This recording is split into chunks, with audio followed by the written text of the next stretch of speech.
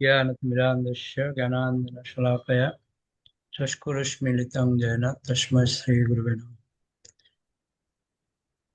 नमो ॐ विष्णुपदाय कृष्णपृष्ठाय भूतले श्रीमते जयपताकास्वामिनिति नामिने नमो आचार्यपदाय निताय कृपापदाय गौरकथादामोदाय नगरग्रामतारिणे नमो ॐ विष्णुपदाय कृष्णपृष्ठाय भूतले श्रीमते भक्तिवेदान्त स्वामिनिति नामिने नमस्ते सरस्वती देवे गौरवाणी प्रचारिणे निर्विशेष शून्यवादी पाश्चात्य देशतारिणे गुरुवे गौरचन्द्राय राधिकाय तदालये कृष्णाय कृष्णभक्ताय तद्भक्ताय नमो नमः। তো আমরা একটু কিছু শ্লোক পড়ি একটু। শুনিলে কণ্ডিবে চিত্তে অজ্ঞানাদি দোষ, কৃষ্ণে গাঢ় প্রেম হবে পাইবে সন্তোষ। শ্রী চৈতন্য নিত্যানন্দ অদ্বৈত মহত্ত, তার ভক্ত ভক্তি নাম প্রেম রস তত্ত্ব। ভিন্ন ভিন্ন লিখিয়াছি করিয়া বিচার, শুনিলে জানিবে সব বস্তু তত্ত্ব সার। শ্রিয়তাং শ্রিয়তাং নিত্যাং গীয়তাং গীয়তাং মুদা, চিন্ততাং চিন্ততাং ভক্তাঃ চৈতন্য চরিতামৃতা।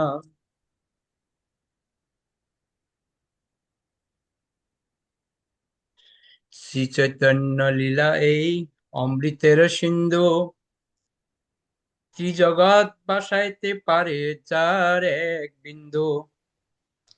চৈতন্য চরিতামৃত নিত্য কর পান, যাহা হইতে প্রেমানন্দ ভক্তি তত্ত্ব জ্ঞান। চৈতন্য চরিত্র এই অমৃতের সিন্ধু, কর্ণ মন তৃপ্ত করে যার এক বিন্দু। ভব সিন্ধু তরিবারে আছে যার চিত্ত, শ্রদ্ধা করি শুনো সেই চৈতন্য চরিত্র। হরে কৃষ্ণ।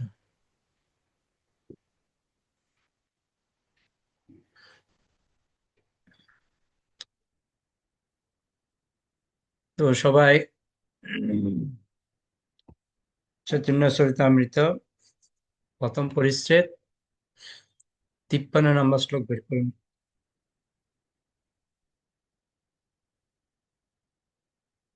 তো আমরা গত ক্লাসে জাস্ট একটুখানি আমরা হালকা আলোচনা করেছিলাম 4টে শ্লোক নিয়ে, যাকে বলা হয় চতুশ্লোকে ভাগবত। এখন আমরা পড়ব এই 4টা শ্লোকের প্রভুপাদ কি ব্যাখ্যা করেছেন। তা আমরা এমনই চৈতন্য চরিতামৃত পড়বো, কিছুটা আমরা বাদ দেব না, পুরোটাই আমরা কমপ্লিট পড়বো। তাহলে কি হবে, বুঝতে আমাদের সুবিধা হবে। অনেক সময় হয়তো আমরা অন্যান্য ক্লাসের মধ্যে আমরা যেটা যেটা মেইন মেইন রয়েছে সেটা পড়ি, বাকিগুলো আমরা এড়িয়ে যাই। তা আমরা এই ক্লাসে সবগুলি নিয়ে আমরা বিস্তারিতভাবে পড়বো। আমরা যেটা গুরুত্ব রয়েছে সেটা আলোচনা করব, তাহলে পুরো বইটা আমাদের পড়া হয়ে যাবে। ঠিক আছে, ওকে। 53 নম্বর শ্লোকের অনুবাদ করবেন অচ্যুত অচিন্ত প্রভু। 54 নম্বর শ্লোকের অনুবাদ করবেন উজ্জ্বল বর্ণ প্রভু। 55 নম্বর শ্লোকের অনুবাদ করবেন অজিতেশ প্রভু। 56 নম্বর শ্লোকের অনুবাদ করবেন প্রবীর মালিক প্রভু। তো 53 নম্বর শ্লোক, অহমেবাসমেবাগ্রে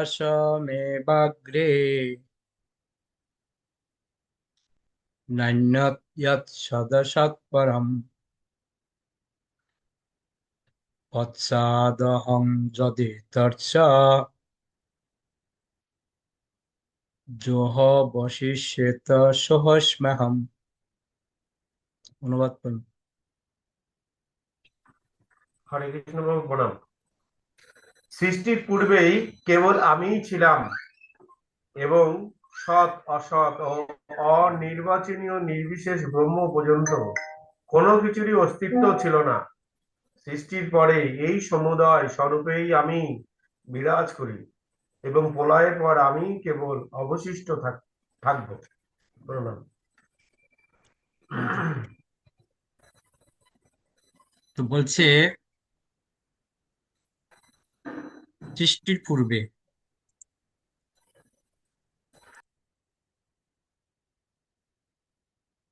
কেবল আমিই ছিলাম, অর্থাৎ ভগবান বলছে সৃষ্টির আগেই ভগবানই ছিল এবং সৎ অসৎ অনির্বচনীয় নির্বিশেষ ব্রহ্ম পর্যন্ত কোনো কিছুর অস্তিত্ব ছিল না। সৃষ্টির পরে এই সমুদয় স্বরূপে আমি বিরাজ করি এবং প্রলয়ের পর আমি কেবল অবশিষ্ট থাকব। তো প্রভুপাদ তাৎপর্য বলছি, অহম, অহম শব্দটির অর্থ হচ্ছে আমি। তাই বক্তা যখন বলেছেন অহম বা আমি, তখন নিশ্চয়ই তার ব্যক্তিত্ব রয়েছে। মায়াবাদী দার্শনিকরা বলে যে এই অহম হচ্ছে নির্বিশেষ ব্রহ্ম। তাহলে দুই রকম ব্যাখ্যা হয়ে গেল। মায়াবাদীরা বলে অহম শব্দের অর্থ হচ্ছে নির্বিশেষ ব্রহ্ম, আর সবিশেষবাদীরা বলছে অহম মানে আমি, অর্থাৎ ভগবান বলছেন। তো মায়াবাদীরা ব্যাকরণ সম্বন্ধে তাদের জ্ঞানের খুব গর্ব করে, কিন্তু ব্যাকরণ সম্বন্ধে যারাই কিছু ধারণা রয়েছে সেই বুঝতে পারবে যে অহম মানে হচ্ছে আমি, এবং আমি বলতে কোনো ব্যক্তিকেই বোঝায়। তাই পরমেশ্বর ভগবান ব্রহ্মার কাছে তার অপাকৃত রূপ বর্ণনা করার সময়ে অহম শব্দটি ব্যবহার করে তার সবিশেষ ব্যক্তিত্ব প্রকাশ করেছেন। তো ভগবান ব্রহ্মাকে যেহেতু বলছেন, তাহলে তার মানে ভগবান ভগবান ব্রহ্মার সামনে তার স্বরূপে উপস্থিত হয়েছেন। ওই জন্য বলছে অহম। তো ভগবানের সবিশেষ ব্যক্তিত্ব প্রকাশ করেছেন। অহম শব্দটি বিশেষ অর্থবাচক, একটি অস্পষ্ট কোনো উক্তি নয় যে আমরা আমাদের খেয়াল খুশি মতো তার অর্থ বিশ্লেষণ করতে পারি। তো অনেকে অনেক শব্দকে নিয়ে বিভিন্নভাবে বিশ্লেষণ করে, কিন্তু এখানে বলছে না। শ্রীকৃষ্ণ যখন বলছেন অহম, তখন যে তিনি পরমেশ্বর ভগবান রূপে তার সবিশেষ ব্যক্তিত্ব প্রকাশ করেছেন সেই বিষয়ে কোনো সন্দেহ নেই। তো ভগবান এখানে স্পষ্টভাবে বলছেন যে অহম মানে আমি নিজেই, অর্থাৎ ভগবান নিজেই বলছেন।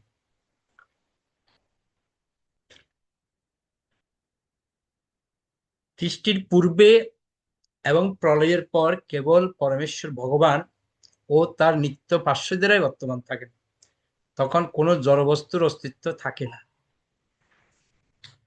তা আমরা জানি যখন প্রলয় হয়, ব্রহ্মার যখন 100 বছর হয় তখন মহাপ্রলয় হয়। তো ওই প্রলয়ের মধ্যে জড় অস্তিত্ব কিছুই থাকে না।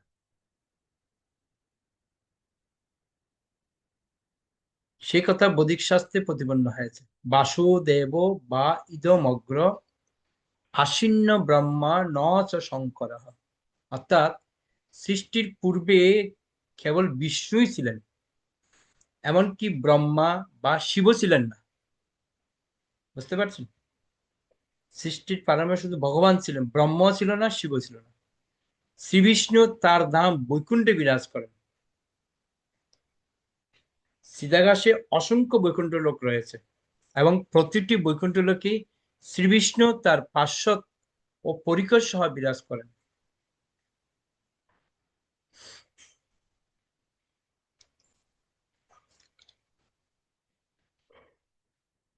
বলা হচ্ছে চিদাকাশের মধ্যে অনন্ত কোটি বৈকুণ্ঠ লোক রয়েছে।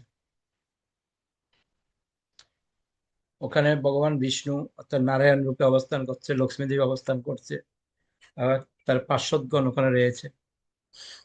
তো ভগবদ গীতায় প্রতিপন্ন হয়েছে যে কালের প্রভাবে এই জড় সৃষ্টি লয় হয়ে যায়, কিন্তু আরেকটি জগৎ রয়েছে যা কখনো লয় প্রাপ্ত হয় না। সৃষ্টি বলতে জড় সৃষ্টিকে বোঝায়, কারণ জগতে সবকিছুই নিত্য বিরাজমান এবং সেখানে কোনো সৃষ্টি বা লয় নেই।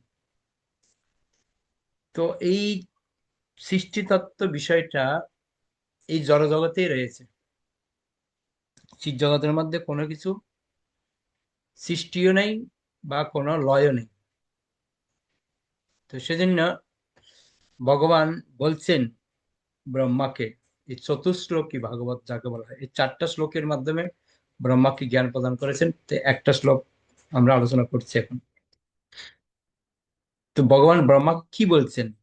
ভগবান এখানে বলেছেন যে জড় সৃষ্টির পূর্বে সমগ্র ঐশ্বর্য, সমগ্র বীর্য, সমগ্র যশ, সমগ্র শ্রী, সমগ্র জ্ঞান ও সমগ্র বৈরাগ্য সহকারে তিনি বিরাজমান ছিলেন।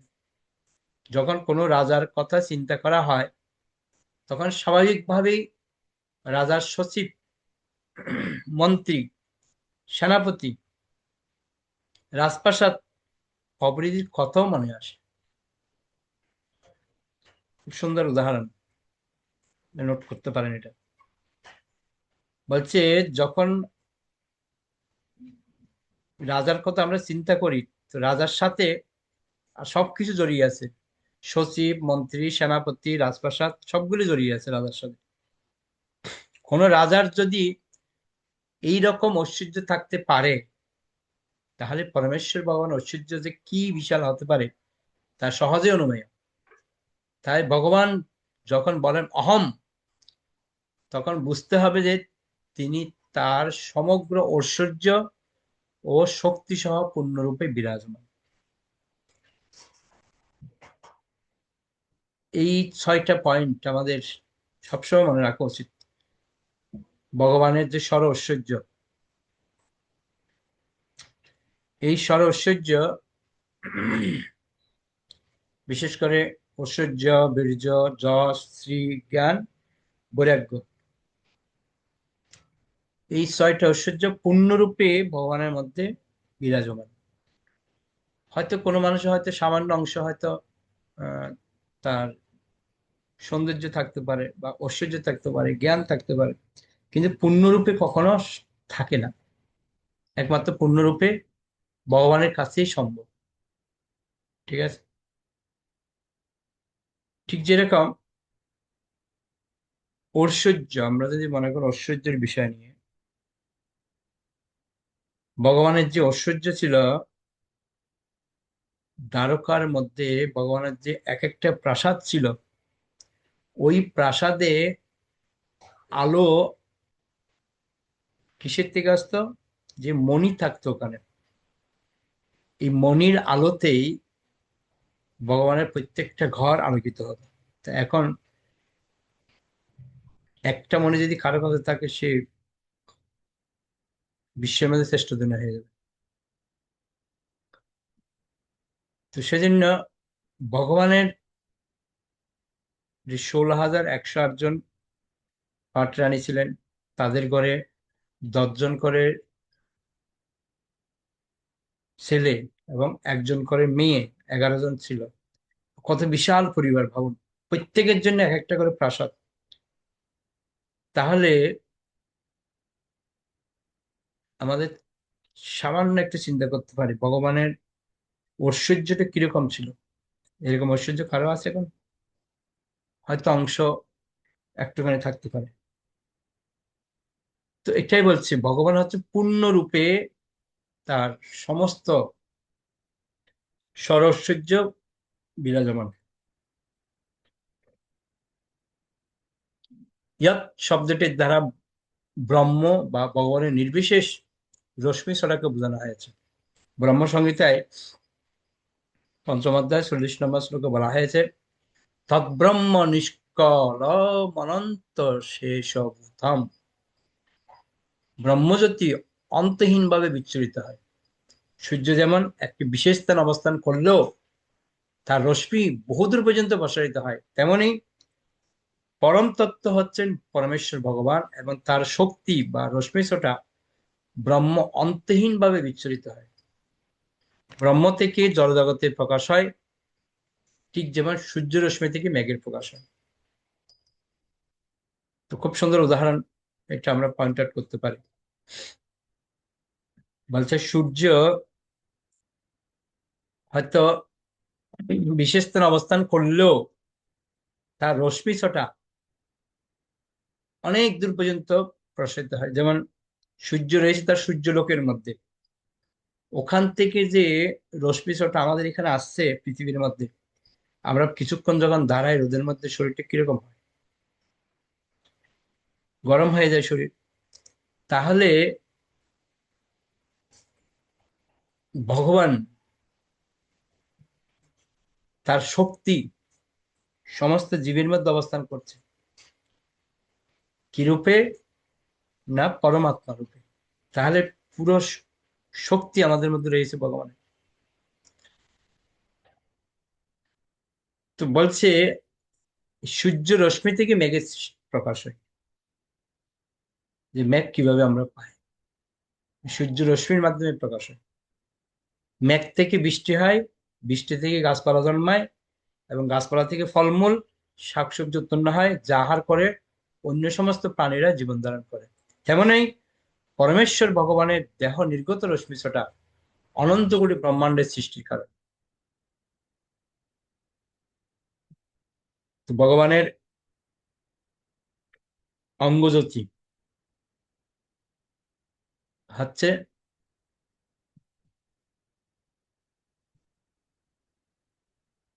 এই অনন্ত কোটি ব্রহ্মাণ্ডের সৃষ্টির কারণ। ব্রহ্মজ্যোতি নির্বিশেষ, কিন্তু সেই শক্তির উৎস হচ্ছেন সবিশেষ ভগবান। তো এখানে নির্বিশেষ আর সবিশেষ, ট্রেনটা হচ্ছে সবিশেষ।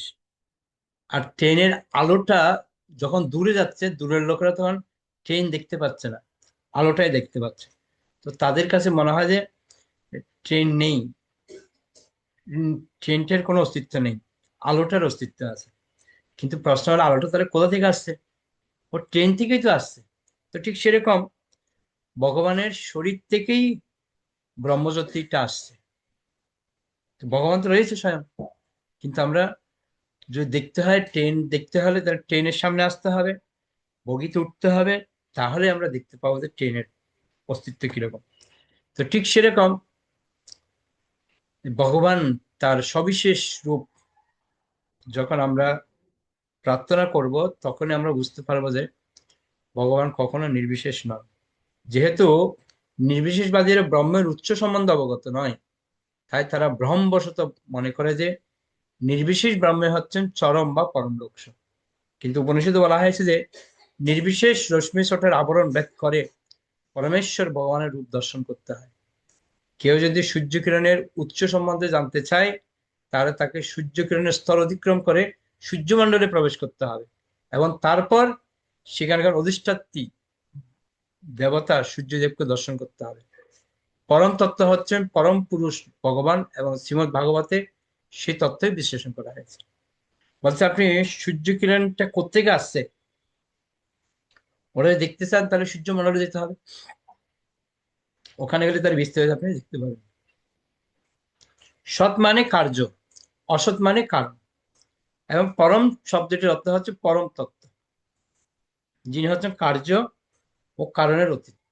সৃষ্টির কারণ হচ্ছে মহত্তত্ত্ব বা জড়শক্তির সমষ্টি, এবং তার কার্য হচ্ছে সৃষ্টি। কিন্তু আদিতে কার্য অথবা কারণ কোনটি ছিল না, তার প্রকাশ হয়েছিল পরমেশ্বর ভগবান থেকে। ঠিক যেভাবে পরমেশ্বর ভগবান থেকে কালের প্রকাশ হয়েছিল, তা বেদান্ত সূত্রে জন্মোদ্দেশ্য যত বর্ণিত হয়েছে। ভাগবতের প্রথম শ্লোক, জন্মোদ্দেশ্য যত অন্বয়াত, এই যে শ্লোকটা রয়েছে, ওর মধ্যে পুরো ডিটেলস ব্যাখ্যা করা হয়েছে। জড়সৃষ্টির সূক্ষ্মাদি সূক্ষ্ম কারণ বা মহত্তত্ত্বের উৎস হচ্ছেন পরমেশ্বর ভগবান। সেই তত্ত্ব শ্রীমৎ ভাগবত এবং ভগবত গীতায় সর্বতোভাবে প্রতিপন্ন হয়েছে। আমরা যে শ্লোকটার অনুবাদ এবং তাৎপর্য পড়ছি, সেই কথা গীতায় বলা হয়েছে দশম অধ্যায় 8 নম্বর শ্লোকে। সেটাও হচ্ছে চতুশ্লোকী গীতা। এটা চতুশ্লোকী ভাগবতের প্রথম শ্লোক, আর ওটা হচ্ছে চতুশ্লোকী গীতার প্রথম শ্লোক। চতুশ্লোকী গীতাতে ভগবান একই কথা বলছে। ভগবান অহং সর্বস্ব প্রভব মত্ত সর্বম প্রবর্ততে ইতি মত্তা ভজন্তে মাং বুধা ভাব সমন্বিত। ভগবান বলছে আমি হচ্ছি সবকিছুর উৎস। জড় সৃষ্টি অনিত্য হওয়ার ফলে কখনো তার প্রকাশ হয় এবং কখনো তা অপ্রকাশিত থাকে, কিন্তু তার শক্তির উৎপত্তি হয় পরমেশ্বর ভগবান থেকে। সৃষ্টির পূর্বে কার্য বা কারণ কিছুই ছিল না, কিন্তু পরমেশ্বর ভগবান তার পূর্ণ ঐশ্বর্য ও শক্তি সহ বর্তমান ছিল। তো সৃষ্টির পূর্বে একমাত্র ভগবান ছাড়া আর কিছু ছিল না। ওই জন্য একটা কথাকে বারবার বলছে পশ্চাৎ হম শব্দ দুটির মাধ্যমে বোঝানো হয়েছে যে প্রলয়ের পরও ভগবান বর্তমান থাকেন। যখন ব্রহ্মাণ্ডগুলি প্রলয় হয় তখন কেউ থাকে না, শুধু একজনই থাকে, তিনি হচ্ছেন ভগবান। জড়সৃষ্টি যখন লয়প্রাপ্ত হয় তখন ভগবান স্বয়ং তার বৈকুণ্ঠ লোক সমূহে বিরাজ করেন। সৃষ্টির সময়ও ভগবান অনন্ত বৈকুণ্ঠ লোকে বর্তমান থাকেন। আবার একই সঙ্গে তিনি জড়জগতের অনন্ত ব্রহ্মাণ্ড পরমাত্মা রূপে বর্তমান থাকেন। ব্রহ্ম সংহিতায় 5ম অধ্যায় 37 নম্বর শ্লোকে তা প্রতিপন্ন করে বলা হয়েছে গোলক এব নিবসতি। যদিও তিনি পূর্ণরূপে গোলক বৃন্দাবনে নিত্য বিরাজমান, কিন্তু তবুও সর্বব্যাপ্ত, অখিলাত্মভূত। ভগবানের এই সর্বব্যাপ্ত রূপকে বলা হয় পরমাত্মা।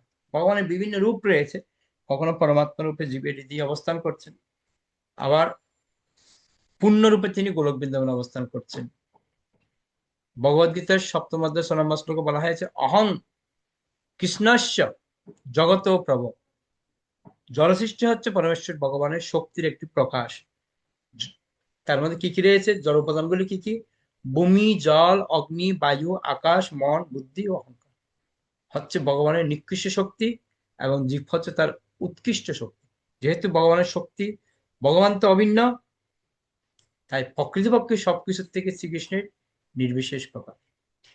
সূর্যরশ্মি, সূর্যালোক ও তাপ সূর্য থেকে অভিন্ন, কিন্তু তা সত্ত্বেও তারা সূর্য নয়, তারা হচ্ছে সূর্যের বিভিন্ন শক্তি। এই জিনিসটা আমাদেরকে ভালো করে বোঝা উচিত। ভগবানের শক্তি আর ভগবান কখনো এক নয়। যে সূর্যের যে রশ্মি আমাদের কাছে আসছে, এই রশ্মির আর সূর্য মন্ডল এক নয়। সূর্যমন্ডলের সামনে যখন যাবো পুরো তেজ পুড়ে যাবে সব। তো ঠিক সেরকম ভগবানও সেম, তিনি পূর্ণরূপে গোলক বৃন্দাবনে অবস্থান করছেন। তেমনই জড়সৃষ্টি ও জীব হচ্ছে ভগবানের শক্তি, এবং তারা ভগবানের থেকে যুগপৎ ভিন্ন ও অভিন্ন। তাই ভগবান বলেছেন আমিই সব, কারণ সবকিছুই তার শক্তি এবং তাই তার থেকে অভিন্ন। এই জিনিসটা আমাদেরকে ভালো করে বুঝতে হবে, নাহলে ভবিষ্যতে খুব মুশকিল। জোহ বশিষ্যত সোহস্ম্যহম লাস্টে বলছি ভগবান। অর্থাৎ সমগ্র সৃষ্টি বিনাশ প্রাপ্ত হওয়ার পর একমাত্র ভগবানের বর্তমান থাকে। সবকিছু ধ্বংস হলো, ভগবান শুধু থাকবে। চিৎ জগতের কখনো বিনাশ হয় না, ভগবানের ধাম সেটা কখনো বিনাশ হয় না। কেন? না, তা ভগবানের অন্তরঙ্গ শক্তি সম্ভূত এবং নিত্য। ভগবানের বহিরঙ্গ প্রকাশ বা জড়জগতের লয় হয়ে যাওয়ার পরেও গোলক বৃন্দাবন ও বৈকুণ্ঠ লোকসমূহে ভগবানের চিন্ময় লীলাবিলাস অপ্রতিহত ভাবে চলতে থাকে, তা কালের দ্বারা প্রতিহত হয় না। কেননা চিৎ জগতে কালের কোনো অস্তিত্ব নেই। এই কাল হচ্ছে আমাদের এখানে সময় চলে যায়, এই 5টা বেজে গেল, 6টা বেজে গেল, 7টা বেজে গেল, আমরা টাইম দেখি, কিন্তু ওখানে কোনো এরকম টাইম নেই। ওখানে শুধু সেবা আর সেবা, প্রেম আর প্রেম। তো বলছে ভগবানের গোলক বৃন্দাবন আর বৈকুণ্ঠ লোক, ওগুলি কখনো ধ্বংস হয় না বা লয় হয় না। কারণ ওখানে কোনো কালের দ্বারা পরিচালিত হয় না। ওই জন্য ভগবান গীতায় 15 অধ্যায় 6 নম্বর শ্লোকে বলছেন, যদ্গর্তা ন নিবর্তন্তে তদ্ধাম পরমং মম। যে আমার এই ধামে একবার গেলে তাকে আর এই জড়জগতে ফিরে আসতে হয় না, সেটি হচ্ছে পরমেশ্বর ভগবানের পরম ধাম। তার মানে বুঝুন, এখানে স্পষ্টভাবে আমাদেরকে বলছে ভগবানের ধাম সম্পর্কে পূর্ণরূপে ব্যাখ্যা করেছেন, যে ভগবানের ধামে যদি কেউ একবার যায় তাকে আর এই জড়জগতে ফিরে আসতে হবে না। আর কি চাই, এর থেকে আর কি আছে? ওই জন্য এই যে প্রথম শ্লোকটা, যে চতুশ্লোকী ভাগবতের ফার্স্ট শ্লোক, আশা করি আপনারা বুঝতে পেরেছেন। যদি বুঝতে না পারেন, কোনো প্রশ্ন দয়া করতে পারেন। আমি চিন্তা করছি 4টা শ্লোক নিয়ে আমি একটু বিস্তারিত ভাবে আলোচনা করব। প্রথম শ্লোকটা আশা করি সবাই বুঝেছেন। ভগবানের একটা কথা ক্লিয়ার, এই শ্লোকের মধ্যে ভগবান বারবার করে একটা কথাকে উনি ক্লিয়ার করছেন। সেটা হচ্ছে কি, যে সৃষ্টির পূর্বে আমি ছিলাম এবং সৃষ্টির পরে আমি থাকবো। মাঝখানে কি বলছে, যে সৎ অসৎ এবং নির্বিশেষ ব্রহ্ম পর্যন্ত এদের কোনো অস্তিত্ব ছিল না, কেবলমাত্র আমিই ছিলাম। আর যদি প্রলয় হয়ে যায়, শেষ পর্যন্ত আমিই থাকবো। সব কথার মূল কথা হচ্ছে এই কথা। এই শ্লোকে একদম ক্লিয়ার ভগবান বুঝিয়ে দিয়েছেন। অনেক সময় হয়তো আমরা মনে করতে পারি, এই জড়জগৎ যদি ধ্বংস হয় ভগবানের কি হবে? না, ভগবানের ধাম কখনো ধ্বংস হয় না। যখন মহাপ্রলয় হবে তখন কিছুই থাকবে না, শুধু ভগবানের ধাম থাকবে, ভগবান থাকবে, আর কিছু থাকবে না। ওই জন্য ব্রহ্মা যখন ভগবানের প্রার্থনা করছেন, করতে করতে করতে করতে তখন তিনি কিছুই বুঝতে পারছেন না। তো পরবর্তীতে যখন ভগবানের কৃপা প্রাপ্ত হয়েছেন, তিনি তখন ভগবানের ধাম তিনি দর্শন করছেন, আর দর্শন করছে, আর উনি লিখছেন ধাম সম্পর্কে। ভগবান কিরকম, তার রূপ কিরকম, কি কি ওখানে ভগবানের সেবা করছে, সমস্ত কিছু লিপিবদ্ধ করেছে ব্রহ্ম সংহিতায়। বুঝতে পারলেন? তো একই কথা ভগবান গীতায় বলছেন, অহং সর্বস্ব প্রভব মত্ত সর্বং প্রবর্ততে। একই কথা আবার পুনরায় বলছে গীতার মধ্যে। ভগবান বলছে চতুশ্লোকী গীতাতে, চতুশ্লোকী গীতার প্রথম শ্লোক আর ভাগবতের প্রথম শ্লোক মিল আছে, শুধু একটু ডিফারেন্স। এটার মধ্যে বলছে আমি হচ্ছি জড়জগৎ আর চিন্ময় জগতের উৎস। এইটা যে বুঝতে পারবে সে একমাত্র বোঝানো। আর এখানে বলছে আমি সৃষ্টির আগেও ছিলাম, সৃষ্টির পরেও থাকবো। এমনকি নির্বিশেষ ব্রহ্ম, সৎ অসৎ কিচ্ছুই থাকবে না, ওসব কিছু ছিলই না। এমনকি ব্রহ্মা শিবও ছিল না, শুধু আমিই ছিলাম। এই হচ্ছে এই শ্লোকটার মূল কথা। আশা করি আপনারা সবাই ক্লিয়ার হয়ে গেছে। তাহলে পরের শ্লোকে যাই।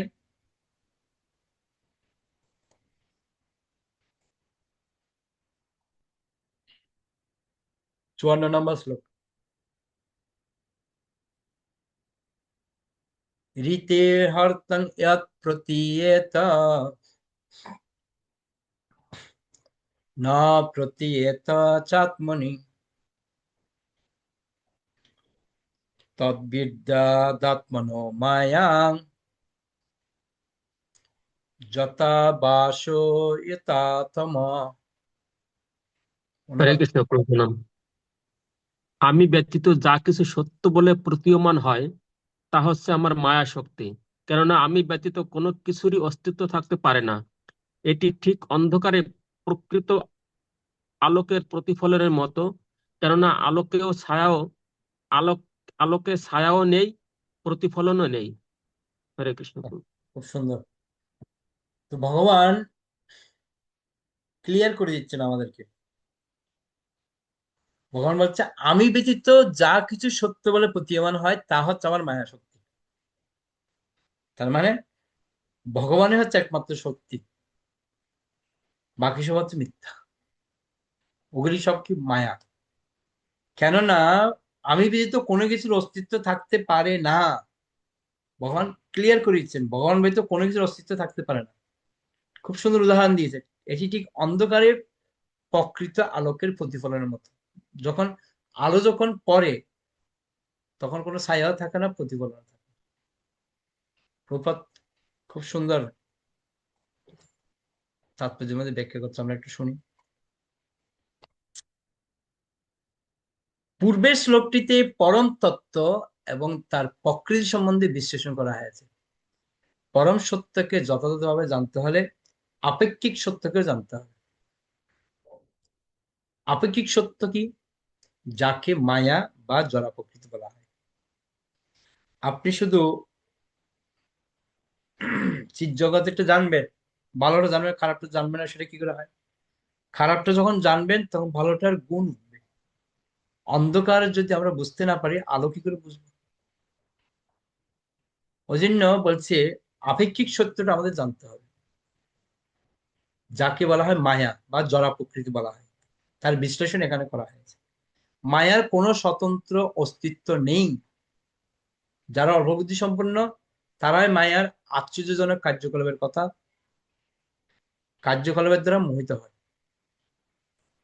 কিন্তু তারা বুঝতে পারে না যে এই সমস্ত কার্যকলাপের পিছনে রয়েছে পরমেশ্বর ভগবানের নির্দেশনা। ভগবদ গীতার নবম অধ্যায় 10 নম্বর শ্লোকে বলা হয়েছে ময়াধ্যক্ষণ প্রকৃতি সুয়তে সচরাচর। যারা প্রকৃতি পরমেশ্বর ভগবান শ্রীকৃষ্ণের অধ্যক্ষতায় কার্যকরী হচ্ছে এবং স্থাবর ও জঙ্গম বস্তুসমূহ সৃষ্টি করছে। বুঝতে পারলেন মায়া কথা কিভাবে ব্যাখ্যা করতে? মায়ার প্রকৃত রূপ অর্থাৎ জড় প্রকৃতির মোহময়ী প্রকাশের কথা শ্রীমৎ ভাগবতে বর্ণনা করা হয়েছে। পরম তত্ত্ব হচ্ছে বাস্তব বস্তু এবং আপেক্ষিক সত্যের অস্তিত্ব নির্ভর করে পরম তত্ত্বের সঙ্গে তার সম্পর্কের উপর। মায়ার অর্থ হচ্ছে শক্তি, তাই আপেক্ষিক সত্যকে পরম তত্ত্বের শক্তি বলে বর্ণনা করা হয়। যেহেতু পরম তত্ত্ব ও আপেক্ষিক সত্যের পার্থক্য হৃদয়ঙ্গম করা অত্যন্ত কঠিন, তাই তার সরলভাবে বিশ্লেষণ করার জন্য একটি দৃষ্টান্ত দেওয়া যেতে পারে। খুব সুন্দর একটা উদাহরণ দিচ্ছি। পরম তত্ত্ব হচ্ছেন অনেকটা সূর্যের মতো, যার উপর নির্ভর করে দুটি আপেক্ষিক সত্য, অন্ধকার ও প্রতিফলন। অন্ধকার মানে কি? অন্ধকার হচ্ছে সূর্যলোকের অনুপস্থিতি, আর প্রতিফলন হচ্ছে অন্ধকারের মধ্যে সূর্যলোকের প্রকাশ। অন্ধকার বা প্রতিফলন এই দুইয়ের কোনো স্বতন্ত্র অস্তিত্ব নেই। প্রতিফলন মানে কি? আমাদের ছায়া, কোনোটার অস্তিত্ব নেই। সূর্যের আলোক যখন প্রতিহত হয় তখন অন্ধকারের সৃষ্টি হয়। যেমন কেউ যখন সূর্যের দিকে মুখ করে দাঁড়ায় তখন তার অন্ধকার থাকে তার পশ্চাৎ ভাগে, তার পিছন সাইডটা অন্ধকার থাকে। যেহেতু সূর্যের অনুপস্থিতিতে অন্ধকারের উদয় হয়, তাই তা সূর্যের উপর নির্ভরশীল আপেক্ষিক সত্য। জগৎকে প্রকৃত সূর্য রশ্মির সঙ্গে তুলনা করা হয়েছে, আর জড়জগৎকে সূর্য লোকবিহীন অন্ধকারের সঙ্গে তুলনা করা হয়েছে।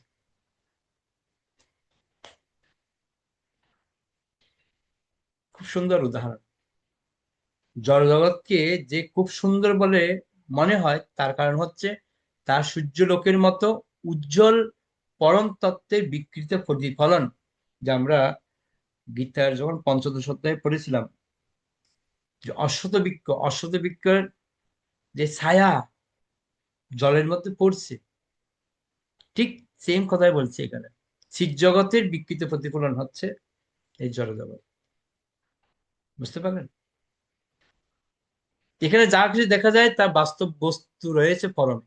এখানে আমরা যা কিছু করছি তার একটা বাস্তব রয়েছে, সেটা কোথায়? ভগবানের দ্বারা। যেমন আমরা আরেকটা উদাহরণ দিতে পারি। অনেক সময় রাস্তা দিয়ে যখন হাঁটে না, হঠাৎ করে অন্ধকারের মধ্যে কোন একটা দড়ি পায়ের মধ্যে ফেঁসে গেছে, চিৎকার দিয়ে উঠে, "হে, হে, হে, হে, হে।" ও কি মনে করে চিৎকারটা দিল? মা, সে মনে করে যে তার পায়ের মধ্যে সাপ জড়িয়ে গেছে। এখন প্রশ্ন, তার মনে মধ্যে সাপটা চিন্তা আসলে কেন? না, এই সাপ বলে একটা বস্তু আছে, ওই জন্য তার মনের মধ্যে সাপের চিন্তাটা আছে। তো ঠিক সেরকম একই কথা এখানে বলছে, চিন্ময় জগতের বিকৃত প্রতিবিম্ব হচ্ছে এই জড়জগৎ, যেটা আমরা পঞ্চদশ অধ্যায়ে পূর্ণরূপে আমরা বুঝতে পেরেছি। তো ওই জন্য বলছে, অন্ধকার যেমন সূর্য থেকে বহুদূর অবস্থিত, তেমনি জড়জগৎও চিৎজগৎ থেকে বহুদূর অবস্থিত। বৈদিক শাস্ত্র আমাদের নির্দেশ প্রদান করে যে আমরা যেন অন্ধকারাচ্ছন্ন, অর্থাৎ তমগুণের রাজ্যের প্রতি আকৃষ্ট না হয়ে পরম তত্ত্বের উজ্জ্বল জ্যোতির্ময় রাজ্যে যোগীধামে উন্নীত হয়। চিৎজগৎ উজ্জ্বল জ্যোতির দ্বারা উদ্ভাসিত, কিন্তু জড়জগৎ সম্পূর্ণ অন্ধকারাচ্ছন্ন। যেহেতু জড়জগৎ হচ্ছে অন্ধকারময়, তাই অন্ধকারকে দূরীভূত করার জন্য সূর্য রশ্মি, চন্দ্রের কিরণ বা অন্যান্য বিভিন্ন রকমের কৃত্রিম আলোকের প্রয়োজন হয়। তাই পরমেশ্বর ভগবান সূর্য রশ্মি বা চন্দ্রকিরণের ব্যবস্থা করেছেন। কিন্তু ভগবদ গীতায় 15 অধ্যায় 6 নম্বর শ্লোকে বর্ণনা করা হয়েছে যে তার ধামে এ ধরনের কোন সূর্য রশ্মি, চন্দ্র কিরণ বা কৃত্রিম বৈদ্যুতিক আলোকের প্রয়োজন হয় না, কারণ সেই ধাম স্বজ্যোতিতে উদ্ভাসিত। ভগবানের ধামের মধ্যে কোনো চন্দ্রের আলো, সূর্যের আলো, বৈদ্যুতিক আলোর প্রয়োজন নেই। ভগবানের নিজের শরীর থেকে যে ব্রহ্ম জ্যোতি রয়েছে তাতেই পুরো আলোকিত হয়ে যায়। অনেকে ভাবছে কি বলছে প্রভু, ভগবানের ধাম ভগবানের আলো দিয়ে কি করে উদ্ভাসিত হয়? হ্যাঁ, হয়। ভগবানের যে ব্রহ্মজ্যোতি রয়েছে, এই একটা আলোতেই পুরো আলোকিত। ঠিক যেরকম আমাদের এখানে ছোট্ট একটাখানি সূর্য, তার আলোতেই পুরো ব্রহ্মাণ্ড আলোকিত হয়ে যাচ্ছে, তাই না? আর স্বয়ং ভগবানের যে দেহ নির্গত রশ্মি ছটা, তার পাওয়ার কিরম হতে পারে? পুরো গোলক বৃন্দাবন পুরো আলোকিত।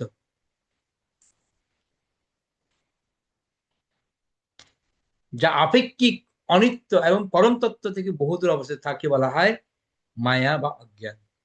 এই মায়া দুভাবে প্রকাশিত হয়, যা ভগবদ গীতায় বর্ণিত হয়েছে। নিকৃষ্ট স্তরের মায়া হচ্ছে জড় পদার্থ এবং উৎকৃষ্ট স্তরের মায়া হচ্ছে জীব। এখানে জীবকে মায়া বলে বর্ণনা করা হয়েছে, কারণ তারা জড়জগতের মহাচ্ছন্ন পরিকাঠামোয় বা কার্যকলাপে বিচলিত হয়ে পড়েছে।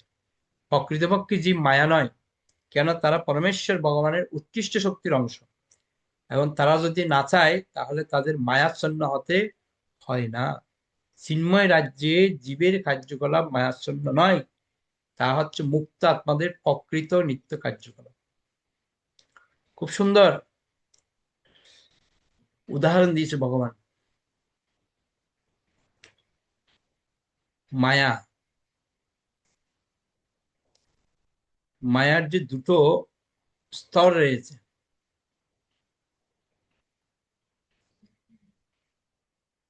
কি একটা হচ্ছে উৎকৃষ্ট স্তর আর একটা হচ্ছে নিকৃষ্ট স্তর।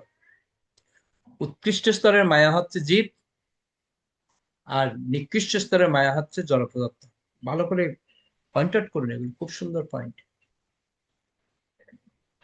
এই যে বলে না, চৈতন্য চৈতন্য হচ্ছে উচ্চতর ডিগ্রি। এতদিন আমরা ভাগবতে গীতায় আমরা পড়েছি মায়া, শুধু মায়া সম্বন্ধে আমরা জেনেছি। যেমন উদাহরণ দিচ্ছি, আমরা প্রাইমারি স্কুলে আমরা কি শিখি যে 3 - 2 = 1, এটা আমরা শিখি। কিন্তু আমরা যদি একটু বিচার করে দেখি, ওই ছাত্র যখন সে কলেজে পড়ছে তখন সে শিখছে কি 2 - 3 = -1। কিন্তু ওই কথাটা এই ক্লাসের মধ্যে যখন প্রাইমারি স্কুলের ছেলেকে যখন বোঝানো হবে যে 2 - 3 ইকুয়াল টু, ও বলবে যে আপনার কি মাথা খারাপ হয়ে গেছে নাকি, হ্যাঁ? 2 থেকে কখনো 3 বিয়োগ যায়? হতেই পারে না। ও বিশ্বাসই করবে না। তাহলে কে বিশ্বাস করছে? না, যে সর্বোচ্চ ডিগ্রি লাভ করেছে বা উপরের ক্লাসে যখন সে গেছে, সে বুঝতে পারে যে না, 2 - 3 = -1। কারণ ওই স্তরে গিয়ে সেটা সে বোঝার ক্ষমতা পায়। তো ঠিক সেরকম আমরা মায়া সম্পর্কে এতদিন জেনেছি হালকা করে, কিন্তু এখন আমরা যে মায়া সম্পর্কে জানছি সেটা হচ্ছে উন্নত লেভেলের কথা, উচ্চতর শিক্ষা। কি বলছে? মায়া কয় প্রকার? 2 প্রকার। কি কি? উৎকৃষ্ট স্তরের মায়া আর নিকৃষ্ট স্তরের মায়া। উৎকৃষ্ট স্তরের মায়া হচ্ছে জীব, আমরা, আর নিকৃষ্ট স্তরের মায়া হচ্ছে জড় পদার্থ। এখানে জীবকে মায়া বলে বর্ণনা করা হয়েছে কারণ তারা জড়জগতের মহাচ্ছন্ন পরিকাঠামোয় বা কার্যকলাপে বিজড়িত হয়ে পড়েছে। প্রকৃতপক্ষে জীব মায়া নয়, কেন তারা পরমেশ্বর ভগবানের উৎকৃষ্ট শক্তির অংশ, এবং তারা যদি না চায় তাহলে তাদের মায়াচ্ছন্ন হতে হয় না। চিন্ময় রাজ্যে জীবের কার্যকলাপ মায়াচ্ছন্ন নয়, তা হচ্ছে মুক্ত আত্মাদের প্রকৃত ও নিত্য কার্যকলাপ। এখানে একটা বিষয় ক্লিয়ার করে দিয়েছে, ভালো করে দেখুন। তো এখানে একটা জিনিস আমাদেরকে ক্লিয়ার করছে, এই যে জীব যদি চায় সে কি হতে পারে? মায়া থেকে মুক্ত হতে পারে। আবার জীব যদি চায় মায়ার মধ্যে আসক্ত হতে পারে। ওই জন্য জীবকে মায়া বলা ভুল, কেন পুরো নির্ভর করছে জীবের উপর। আপনি যদি ইচ্ছে করেন ভক্তি করতে পারেন, আপনি ইচ্ছে করেন না আমি একটা এনজয় করবো, করতে পারেন। দুটো আপনার উপর নির্ভরশীল। ওই জন্য ভগবান গীতায় অর্জুনকে বলছেন, আমি তোমাকে গুড়িয়া থেকে গুহ্যতর জ্ঞান প্রদান করলাম, এখন তোমার যেটা ভালো মনে হয় তুমি সেটা করো। তো ঠিক সেরকম জীবকে ভগবান পূর্ণ জ্ঞান প্রদান করেছে। এবার সে বিচার করবে আমি কি করব। সে নিজের উপর বিচার করে, সেভাবেই তিনি কি করবেন? হয় মায়া মুক্ত হবেন, নয়তো মায়া সাথে যুক্ত হবেন। দুটো থেকে যেখানে একটা। তো সেজন্য আমাদের ভালো করে বুঝতে হবে।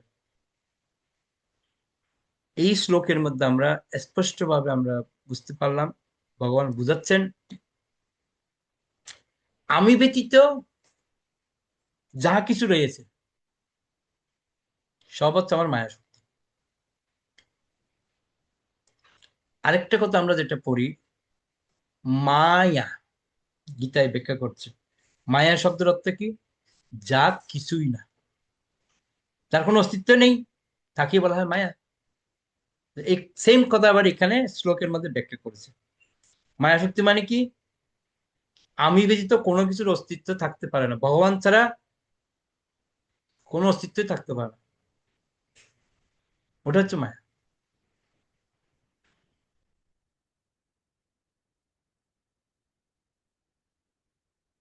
আশা করি এই শ্লোকটা আপনাদের ক্লিয়ার,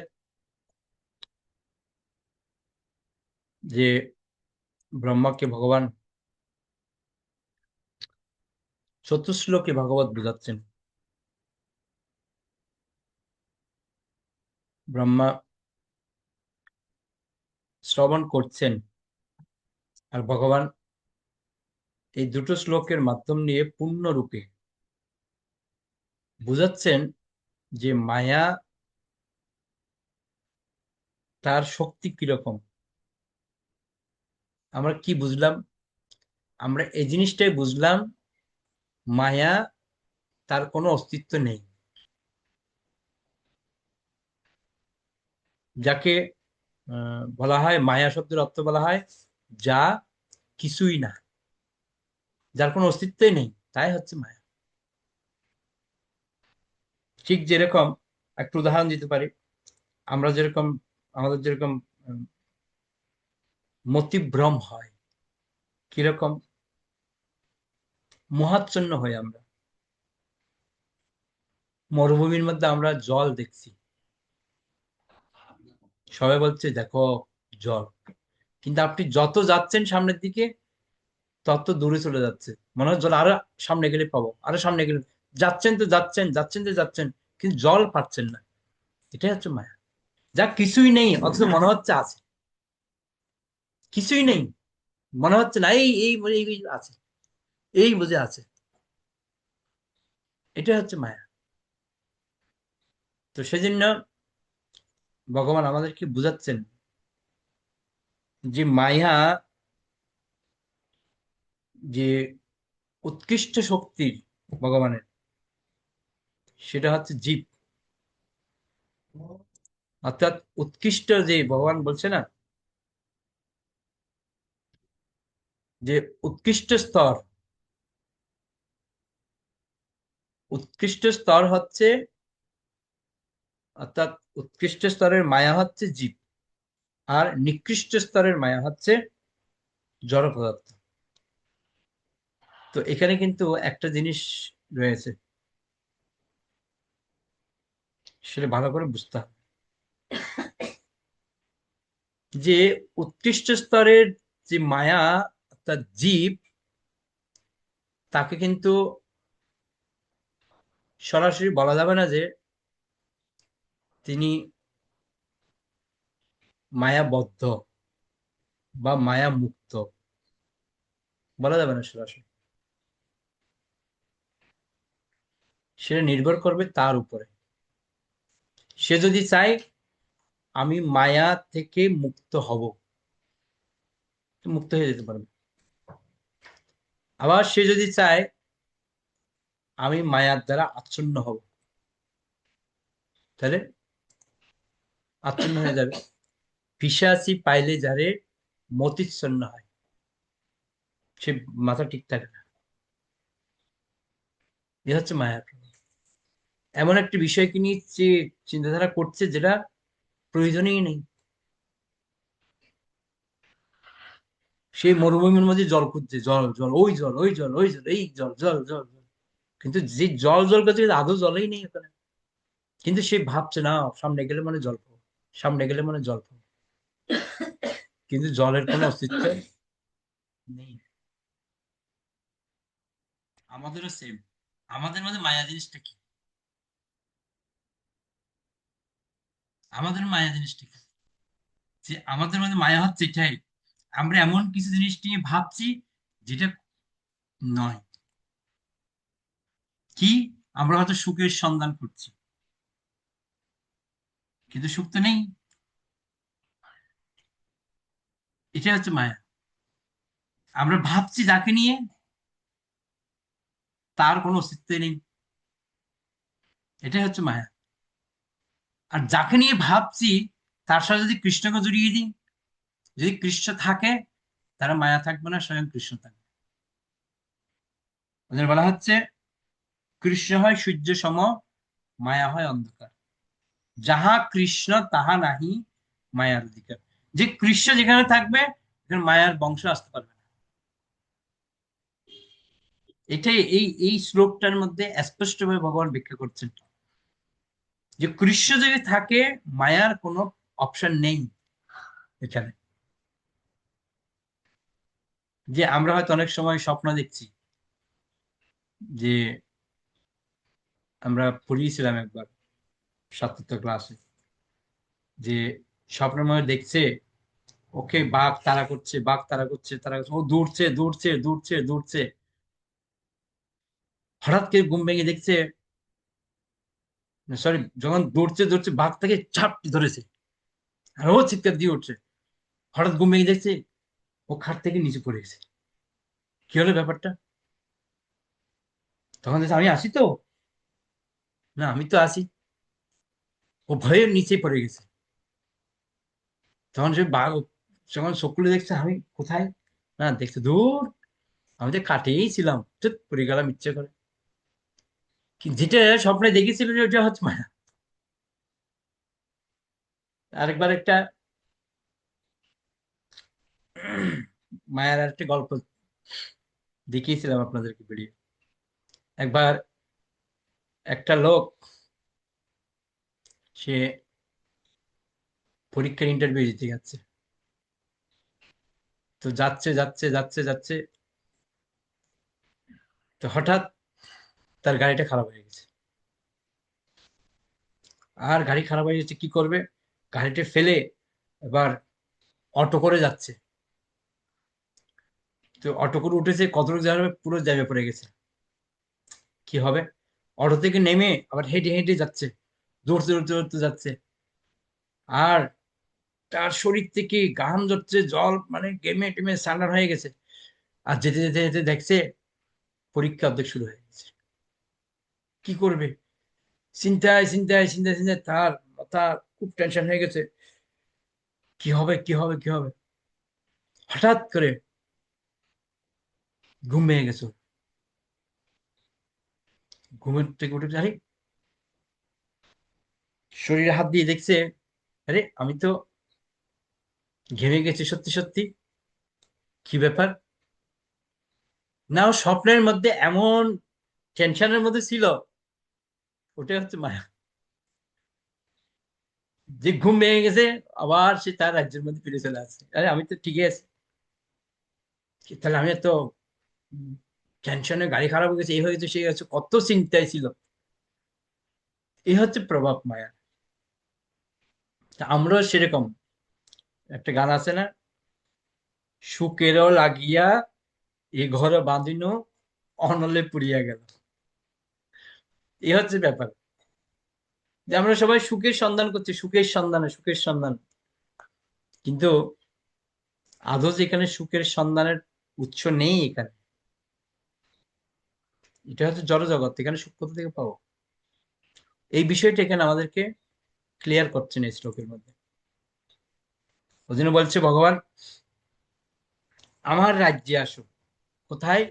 চিন্ময় রাজ্যে, যেখানে গেলে কোনো মায়ার প্রশ্ন আসবে না। ওখানে কোনো মায়ার প্রশ্ন আসে না, ওখানে শুধুমাত্র তারাই যেতে পারবে যারা মুক্ত আত্মা, যারা নিত্য ভগবত সেবায় যুক্ত, তারা সর্বক্ষণ কৃষ্ণকে নিয়ে চিন্তা করেন, তারা একমাত্র ওখানে যেতে পারবে। তো এই দুটো শ্লোক আমরা আজকে আলোচনা করলাম। আগামী ক্লাসে আর দুটো শ্লোক আলোচনা করব। এবার আমরা একটু প্রশ্ন উত্তর পর্ব নেব, তারপর আমরা শেষ করব। কারো কোনো প্রশ্ন? উজ্জ্বল বর্ণ প্রভু। হরে কৃষ্ণ প্রভু, প্রণাম। তাহলে কি আমাদের যে প্রভু, আমাদের যে জড় জগৎটা আমরা রয়েছি, এটা কি চিন্ময় জগতের প্রতিফলন, মানে উল্টোটা? উল্টোটা। মানে একটা নদীর তীরে যেমন গাছ থাকে, সে গাছের উল্টো ছবিটা দেখা যায়, সেটাই আমাদের জড় জগৎটা। হ্যাঁ, কারেক্ট। সেই কথা আমাদের আরো বিস্তারিত ভাবে ব্যাখ্যা করেছে শ্রীমৎ ভগবদ গীতার 15 অধ্যায়, পুরুষোত্তম যোগ। 15 অধ্যায় যখন পড়বেন, ওখানে স্পষ্ট ব্যাখ্যা করেছে, অশ্বত বৃক্ষের কথা বলা হয়েছে। অশ্বত বৃক্ষের যে পুকুরের মধ্যে যে বিকৃত প্রতিফলন যেটা পড়ছে, মানে গাছটা সেম টু সেম, জলের মধ্যে যে রয়েছে সেম টু সেম, এই সেম টু সেম, ওটাই হচ্ছে জড়জগৎ, অর্থাৎ চিন্ময় জগতের বিকৃত হচ্ছে এখানে। ওই জন্য চিন্ময় জগতের মধ্যে যা কিছু হচ্ছে সব হচ্ছে প্রেম, আর এই জড়জগতের যা কিছু হচ্ছে সব কাম। ওই জন্য বলা হচ্ছে কৃষ্ণেন্দ্রিয় প্রীতিবাঞ্ছা দরে প্রেম নাম। এটা চিন্ময় জগতে সবসময় কার চিন্তা? কৃষ্ণকে নিয়ে চিন্তা, কৃষ্ণকে নিয়ে তাদের ভাবনা, সবকিছু কৃষ্ণকে নিয়ে। ওই জন্য ওখানে কি আছে? প্রেম রয়েছে। আর এখানে কি হচ্ছে? নিজেন্দ্রিয় প্রীতিবাঞ্ছা তারে বলে কাম, যেখানে সবসময় নিজেকে নিয়ে আমরা চিন্তা করছি, নিজেকে কি করে আমরা ডেভেলপমেন্ট করব, এই চিন্তা আমাদের। ওই জন্য আমরা কামের মধ্যে রেখেছি, কামনা বাসনায় আমরা যুক্ত হয়ে বসে আছি। এটা হচ্ছে পার্থক্য এখানে। শিব জগতে গেলে বলছে, চিন্ময় জগতের যদি কেউ যায়, ওখানে একটা জিনিস থেকে আপনার মুক্ত আছে, বিশেষ করে মাতাজিরা, রান্না করতে হবে না ওখানে।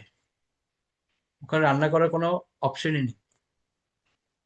ওখানে শুধু আনন্দ আর আনন্দ, আনন্দ আর আনন্দ, আনন্দ, দিব্য আনন্দ ওখানে ভোগ করো। তো এমন একটা জগৎ রয়েছে ভগবানের, যে জগতের মধ্যে শুধু আনন্দ পাওয়া যায়। আর কি করবেন তাহলে ওখানে গিয়ে? না, বলা হচ্ছে ওখানে গিয়ে আপনি কীর্তন করবেন, ভগবানের গুণমহিমা কীর্তন করবেন। আবার ইচ্ছে হচ্ছে না, অনেকক্ষণ কীর্তন করলাম, এবার ওটা নৃত্য করব। এবার আপনি নৃত্য করবেন। আবার ইচ্ছা, অনেকক্ষণ তো নৃত্য করলাম, না, এবার একটু ভগবানের সাথে খেলি। এবার একটু ভগবানের সাথে খেলতে পারবেন। আবার কিছু বলবো যে, না, এবার একটু খাই। এবার ভগবানের সাথে বসে খাবেন ওখানে। বুঝলেন তো? এটাই হচ্ছে দিব্যানন্দ, সব রক্ষণ ভগবানের সাথে। ঠিক যেরকম বৃন্দাবনের গোপীরা সর্বক্ষণ কৃষ্ণের সঙ্গে তারা থাকতেন। যে ব্রজের গোপ বালকরা, ওরা কৃষ্ণ একসাথে বসে খাচ্ছে, কৃষ্ণকে এ খাইয়ে দিচ্ছে, এতে খাচ্ছে, খাড়ি আর কি, আর খেলছে। বৃন্দাবন একটা জায়গায় পিচ্চল শিলা, ওই উপর উঠছে, সিট করে নেমে যায়। বাচ্চারা যেরকম খেলতে বসে না, ও- ওই পার্কের মধ্যে বিশেষ করে যেগুলো দেখায়, উপরে ওটা টিস করে নিচের দিকে গড়গড়িয়ে নেমে পড়ে যায়। ঠিক ভগবানও এরকম খেলতেন। তা আপনি তখন ওখানে গিয়ে খেলবেন ভগবানের সাথে, এরকম বিভিন্ন রকম খেলাধুলা।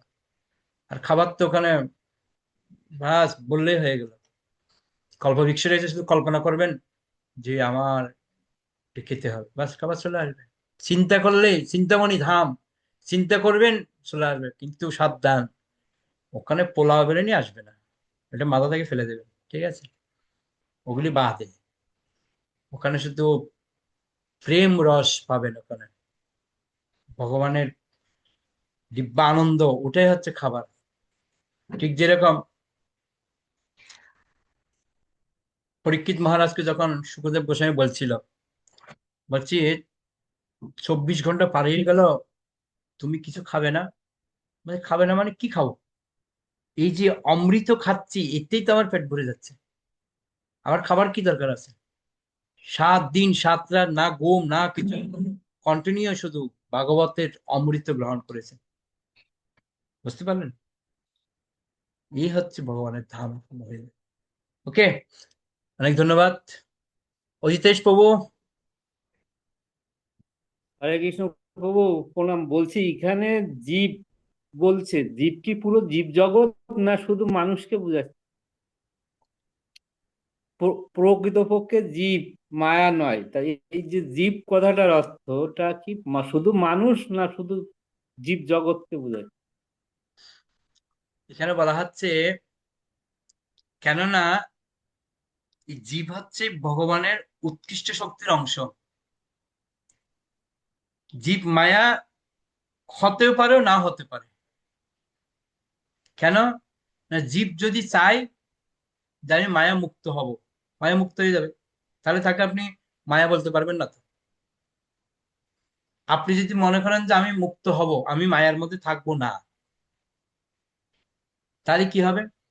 আপনি মায়া মুক্ত হয়ে যাবেন। ঠিক যেরকম একটা খুব সুন্দর উদাহরণ আছে। উদাহরণটা হচ্ছে শুঁয়োপোকা। শুঁয়োপোকা কি বলে? আমি শুঁয়োপোকা থাকবো না। ও বেটা শুঁয়োপোকা, আর ও কি ভাবছে? আমি শুঁয়োপোকা থাকবো না। ও কি করতে থাকে? প্রজাপতির ধ্যান করে। প্রজাপতি, প্রজাপতি, প্রজাপতি, প্রজাপতির রূপটা সারাক্ষণ ধ্যান করতে থাকে। আর ধ্যান করতে করতে করতে করতে করতে করতে করতে করতে এক সময় সে আর কি থাকে না, শুঁয়োপোকা থাকে না, ও প্রজাপতি হয়ে যায়। এখন আপনি প্রজাপতিকে যদি বলেন, এই তুই শুঁয়োপোকা, শুনবে আপনার কথা? শুনবে না। তো জীব মায়া নয়। কখন মায়া নয়? না, যদি সে মনে করে যে আমি মায়ার মধ্যে থাকবো না। শুঁয়োপোকা যেন মনে হচ্ছে আমি শুঁয়োপোকার মধ্যে থাকবো না, আমার লক্ষ্য হচ্ছে প্রজাপতি হবো, প্রজাপতি হয়ে গেছে। তা আপনি যদি মনে করেন আমি মায়ের মধ্যে থাকবো না, তাহলে আপনি চিন্ময় হয়ে যাবেন, আপনি কিন্তু ভগবানের কাছে চলে আমাদের যাবেন। আমাদের তো শুয়োপোকার মতো ওই ধ্যানটা আসছে না, এটা কেন আসছে না? যে শুঁয়োপোকা চিন্তা করছে প্রজাপতি হব, আমরা তো এটা ভাবতেও পারছি না যে সব সময় যে আমরা ভগবানের মতো হব। এটা কি করলে আসবে?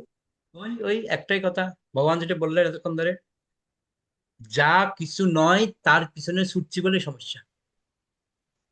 আমরা মায়ার পিছনে ছুটছি বলে আমাদের চিন্ময় শক্তিটা আমাদের মধ্যে কাজ করছে না, এটা যে সমস্যা। হ্যাঁ, মহাপ্রভু বলতে হবে, সাধিতে সাধিতে যবে প্রেমাঙ্কুর হবে, সাধ্য সাধন তত্ত্ব জানিবাসিত হবে। আমাদের প্র্যাকটিস করতে হবে, করতে করতে করতে করতে কোনো একদিন যদি হয়, হয়ে যাবে। ওই জন্য আমরা প্র্যাকটিস করছি। হ্যাঁ, সবাইকে এটাই মাথায় রাখতে হবে যে আমি যার পিছনে ছুটছি ওটাই হচ্ছে মায়া। মায়ার পিছনে ছুটছি, মায়ার পিছনে ছুটছি। একবার আমি একটু ভিডিও দেখেছিলাম না মায়ার, যে একটা লোক একটা মাতাজির পিছনে ছুটছে, মাতাজিটা চুল টুলগুলো খুব সুন্দর, হ্যাঁ খুব সুন্দর পোশাক পরেছে, তো ছুটছে, পিছন পিছন ছুটছে। আর ছুটতে ছুটতে ছুটতে ছুটতে ওই মাতাজিকে দেখার জন্য তার কি উৎসুক, ছুটছে ছুটছে ছুটছে ছুটছে যাচ্ছে। কতটুকু গিয়ে মাতাজিটি কি হয়ে গেছে, ও একটা জায়গার মধ্যে দাঁড়িয়ে পড়েছে। আর এ লজ্জা পড়ে গেছে, কিভাবে দেখবো চেহারাটা, কিভাবে দেখবো, ওই চেহারাটা দেখার জন্য পিছন পিছন এরমেন করছে, কিভাবে দেখবো কিভাবে দেখবো। তো হঠাৎ করে ওই মাতাজিটা বুঝতে পেরেছে যে আমার পিছনে একটা লোক ঘুরছে। তো মাতাজিটা তখন মুখটা ঘুরিয়ে যখন ওর দিকে দেখেছে, আর ও তো লজ্জায় শেষ। বলছে হায় কপাল, এত সুন্দর সেজেছে তো মাতাজি নয়, এটা ফবু। তখন ও কি লজ্জা, একটা ছেলে তার মেয়ের মতো সেজেছে জাস্ট, ওর পিছনে কি ছুটা ছুটেছে। আর যখনই সেই মুখটা দেখেছে তখন আরে এটা ছেলে, লজ্জায় তখন আর সে কোথায় মুখ লাগাবে, দৌড়ে দৌড়ে পালিয়ে বাঁচলে গেলে বাঁচে। তো এই হচ্ছে মায়া, যেটা নয় সেটার পিছনে আমরা ছুটছি। তো এটাই বোঝাচ্ছে। তো এই যখন আমরা এই মায়ার থেকে আমরা আস্তে আস্তে সরবো, তখনই আমরা অরিজিনালটা পাবো। আমার কৃষ্ণ নেই বলে আমরা মায়ার মধ্যে পড়ে আছি। আর যে কৃষ্ণকে পেয়ে যাবো আর মায়া থাকবে না, এটা কৃষ্ণই বলছে, যেখানে আমি থাকবো সেখানে কোনো মায়া থাকবে না। আর যেখানে আমি নেই সেখানে মায়া আছে, তার মানে আমার মধ্যে কৃষ্ণ নেই। ওই জন্য আমরা মায়ার পিছনে পড়ে আছি। ও হ্যাঁ, বৃন্দাবন। একটা কথা ক্লিয়ার,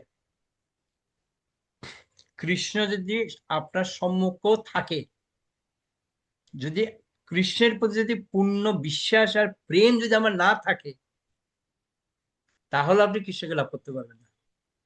ঠিক যেরকম দুর্যোধন, এর সামনে স্বয়ং ভগবান ছিল কিন্তু ওরা বুঝতে পারেনি। আর বিদুর, ও বুঝে গেছে এটা ভগবান, ওই জন্য তারা ভগবানের প্রতি শরণাপন্ন ছিল। ঠিক আমাদেরও সেম। আমার তো একটু সন্দেহ হয়, কৃষ্ণ যদি আপনার সামনে এসে বলে অজিতেশ প্রভু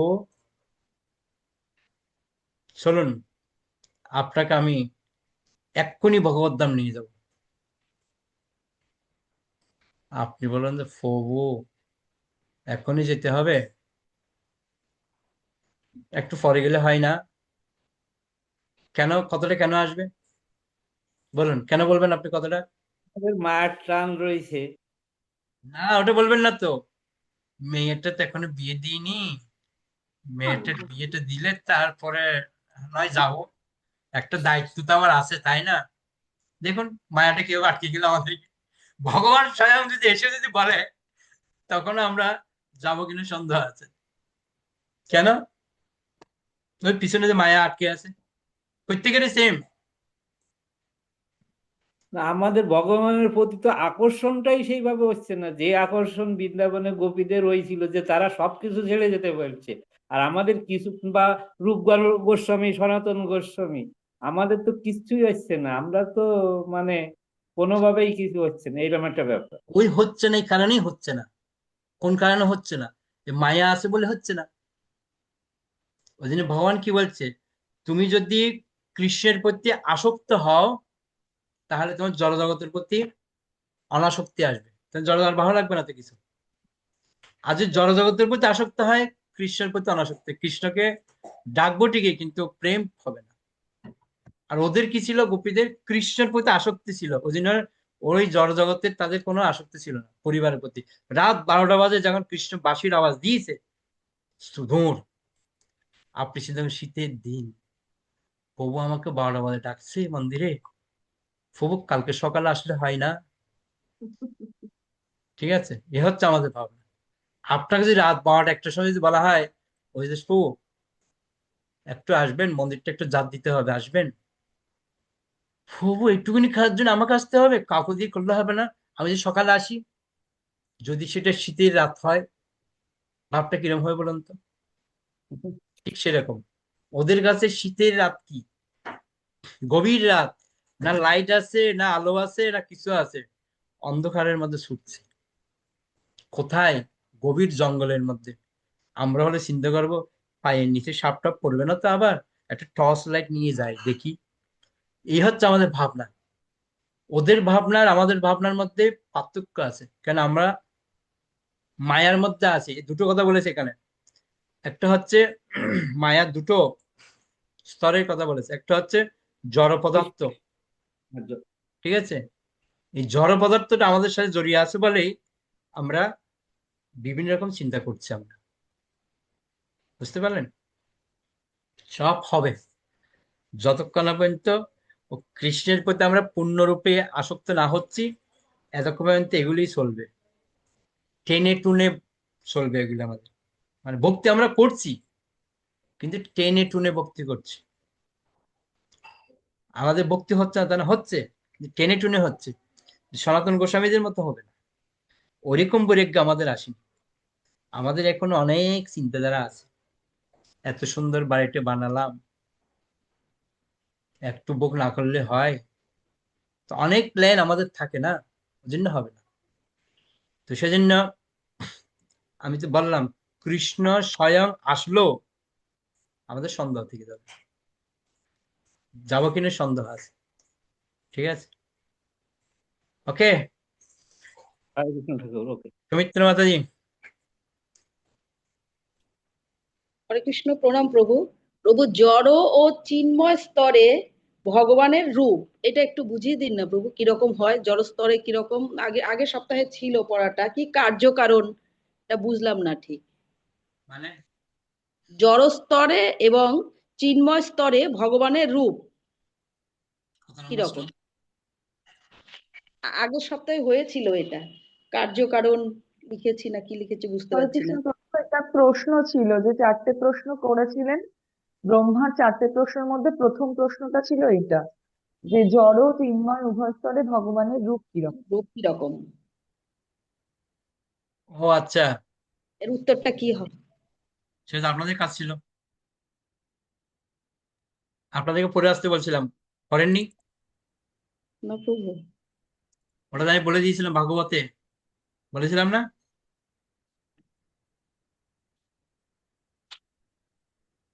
ভাগবত তো বলে দিয়েছিলাম।